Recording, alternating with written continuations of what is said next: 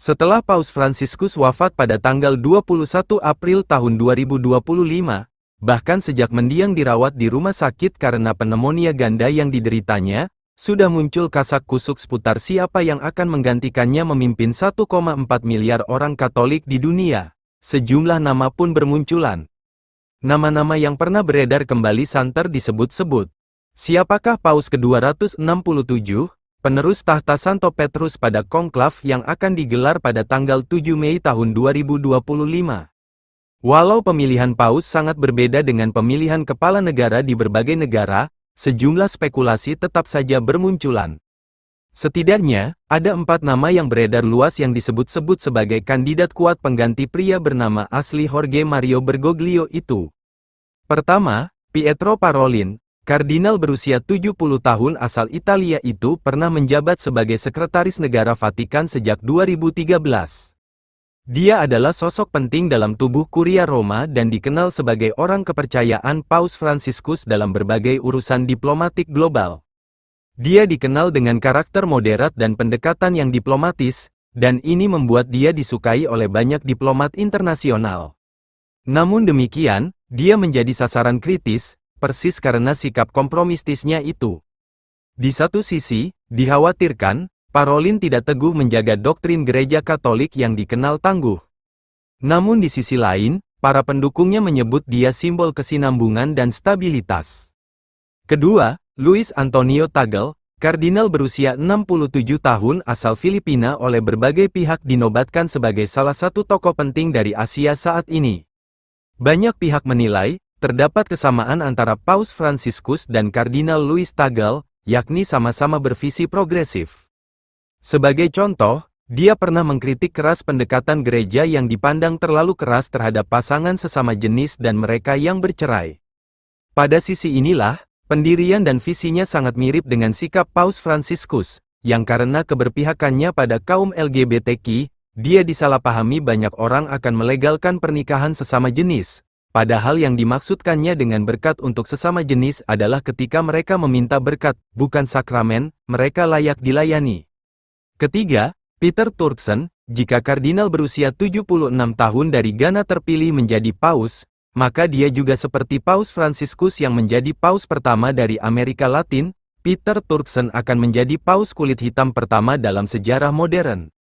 Turkson dikenal lantang menyuarakan isu-isu sosial global, mulai dari perubahan iklim hingga ketimpangan ekonomi, sekaligus mempertahankan posisi tradisional gereja dalam berbagai hal, seperti imamat dan pernikahan. Belakangan dia banyak mengkritik hukum-hukum diskriminatif di sejumlah negara Afrika dan mendorong pendekatan yang lebih manusiawi. Pengalamannya sebagai mantan Presiden Dewan Kepausan untuk Keadilan dan Perdamaian memperkuat citranya sebagai calon paus berkarakter sosial kuat. Keempat, Fridolin Ambongo Besungu, pria berusia 64 tahun dari Republik Demokratik Kongo ini adalah figur konservatif yang mencuat tajam dalam beberapa tahun terakhir.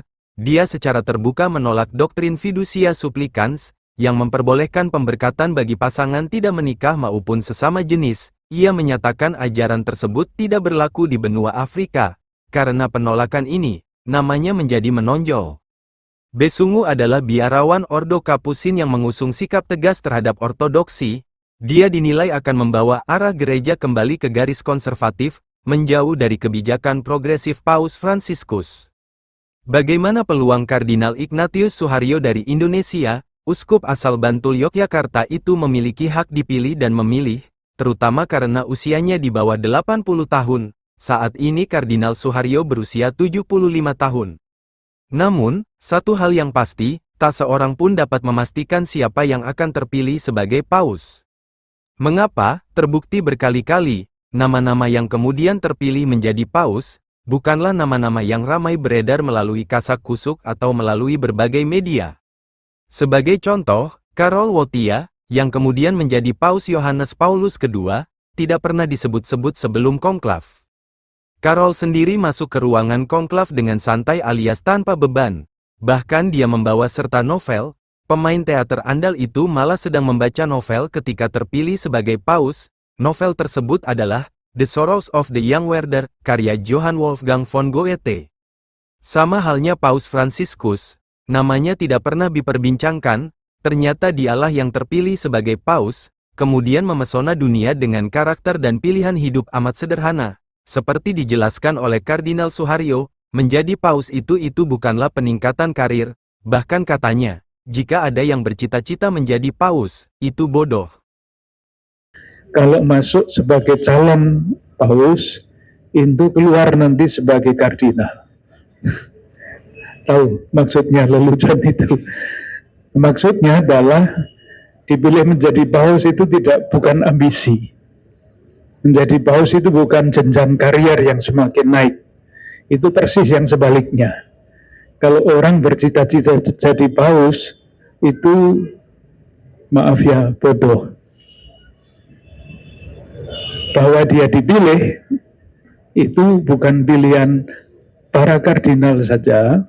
Nah, inilah yang saya kira membedakan pemilihan kepala-kepala negara dengan pemilihan paus ini. Di nanti kalau rembukan-rembukan ini sudah selesai dan kita masuk di dalam ruang konklav, konklav itu bahasa Latin, bahasa Itali namanya conclavis, artinya dengan kunci. Jadi kalau sudah masuk di dalam ruangan itu, apapun yang terjadi di situ tidak boleh dikatakan apapun kepada siapapun. Jadi nanti jangan tanya kepada saya apa yang dulu terjadi di ruang konklav, tidak boleh diceritakan.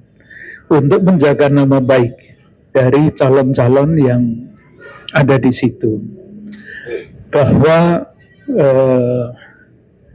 nama-nama yang sudah dikenal itu tersebar, saya yakin itu merupakan salah satu saja dari pertimbangan-pertimbangan yang akan dibuat oleh para peserta konklav. Paus Fransiskus ini kan dulu tidak dipertimbangkan sama sekali. Tidak ada nama Jorge Bergoglio di dalam calon, di daftar calon kuat pada tahun 2013 itu tidak ada nama beliau. Tetapi tiba-tiba beliau dipilih. Jadi menurut keyakinan Gereja Katolik, ini memang dipilih oleh para kardinal, tetapi akhirnya yang memutuskan itu bukan para kardinal. Kepercayaan Gereja Katolik adalah ini adalah bimbingan Roh Kudus. Sehingga nanti kalau sudah masuk konklav itu semua suasananya doa.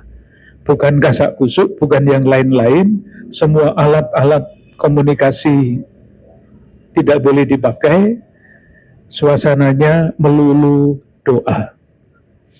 Sudah ada calon-calon yang dipikirkan oleh peserta masing-masing, tetapi akhirnya yang akan menentukan adalah suasana doa, supaya pilihan itu tidak dipertimbangkan dengan nilai kekuasaan, tetapi justru dengan nilai yang sangat berbeda, menjadi pelayan-pelayan kemanusiaan, menjadi pelayan-pelayan gereja.